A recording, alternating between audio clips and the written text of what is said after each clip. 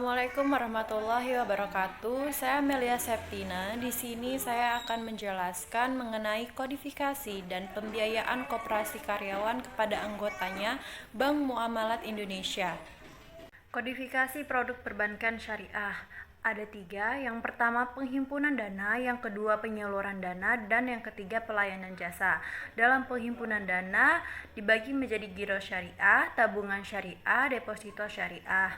Yang kedua penyaluran dana. Dalam penyaluran dana dibagi menjadi pembiayaan atas dasar akad mudharabah, pembiayaan atas dasar akad musyarakah, pembiayaan atas dasar akad murabahah, pembiayaan atas dasar akad salam, pembiayaan atas dasar akad istisna, pembiayaan atas dasar akad ijaroh, pembiayaan atas dasar akad qard, dan pembiayaan multijasa.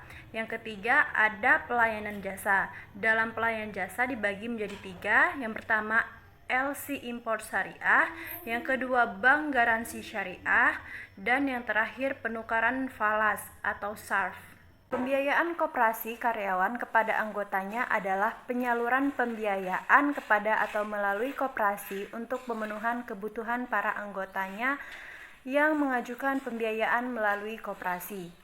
Instansi atau perusahaan tempat koperasi bernaung tersebut adalah instansi pegawai negeri sipil atau PNS, kementerian atau dinas atau Pemda, BUMN atau BUMD, lembaga pemerintah, dan perusahaan swasta.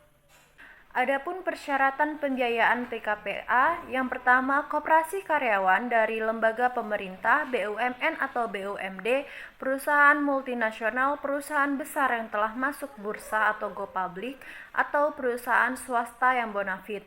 Yang kedua, Kopkar bertindak sebagai avalis penuh atas penyaluran pembiayaan bank kepada anggota koperasi karyawan atau nasabah. Yang ketiga, perusahaan tempat koperasi karyawan bernaung telah beroperasi atau berjalan minimal 5 tahun. Dan yang terakhir, koperasi karyawan telah memiliki laporan keuangan yang tersusun dengan baik dan wajar minimal untuk periode 2 tahun terakhir dan profit. Selanjutnya ada tahapan pengajuan sampai ke penyaluran pembiayaan kepada nasabah. Yang pertama ada realisasi dari Bank Muamalat ke Koperasi Karyawan atau KPN adalah melalui rekening escrow Koperasi Karyawan. Yang kedua, yang berdasarkan daftar nominatif anggota dari Koperasi Karyawan atau KPN yang telah ditandatangani oleh pengurus dan diverifikasi, maka Bank Muamalat melakukan pemindah bukuan dari rekening escrow koperasi karyawan ke rekening masing-masing anggota. Yang ketiga, pembiayaan angsuran atau kewajiban dari anggota langsung disetorkan atau ditransfer ke rekening escrow koperasi karyawan melalui bendahara atau bagian yang berwenang untuk pemotongan gaji perusahaan. Yang keempat, ada Bank Muamalat mendebit rekening escrow Koperasi Karyawan atau KPN sebesar kewajiban dari Koperasi Karyawan atau KPN.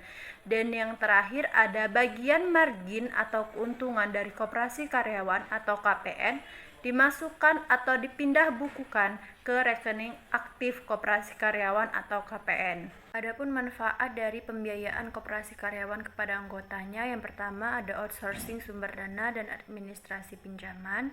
Yang kedua, koperasi dapat memperoleh bagi hasil dari angsuran yang dibayar nasabah. Dan yang terakhir ada dana koperasi yang selama ini digunakan untuk pinjaman kepada anggota dapat dialih untuk pengembangan unit usaha produktif yang lain. Untuk menentukan keuntungan atau laba yang akan didapat oleh Bank Muamalat Indonesia dari pembiayaan kepada koperasi karyawan atau koperasi pegawai negeri dengan menggunakan prinsip atau akad al-mudharabah adalah pola bagi hasil, di mana nisbah yang akan ditentukan dengan mengacu pada perolehan ekspektasi margin yang akan didapat oleh koperasi dibandingkan dengan margin yang ditawarkan Bank Muamalat Indonesia. Hanya itu yang dapat saya sampaikan, lebih kurangnya saya mohon maaf. Terima kasih. Wassalamualaikum warahmatullahi wabarakatuh.